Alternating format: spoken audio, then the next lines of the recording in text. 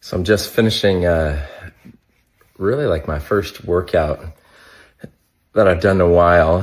And I'm like, did some band work, some stuff with 10-pound weights, and I'm a little lightheaded right now.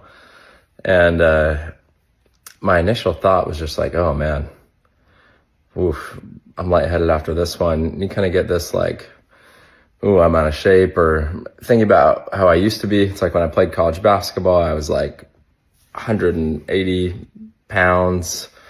I could lift almost twice as much as I could now. And I found that really quickly, rather than focusing on like just being happy, proud of myself for getting back to it, I'm comparing to what I used to be. And it's interesting because I hear,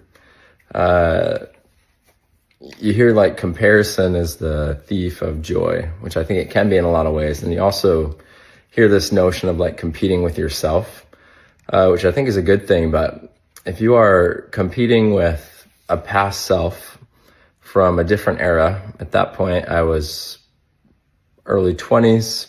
My job was basically to work out and play basketball because that's what I was doing in college. And now I'm married with a family, business, other stuff. Like, sure, I can compete with myself, but I think comparing to myself at that point is not helpful. I think it can be hurtful. And I think even competing with yourself sometimes from different eras and different circumstances can actually hurt you more than it helps you. So I would just suggest considering a reframe where, we can, rather than competing or comparing to the past, we can use what we've done as a marker of possibility, more of like, hey, I've done this before, I can do this again. And then we can appreciate the progress we've just made. I'm like, hey, you know what? I got up at 5:45.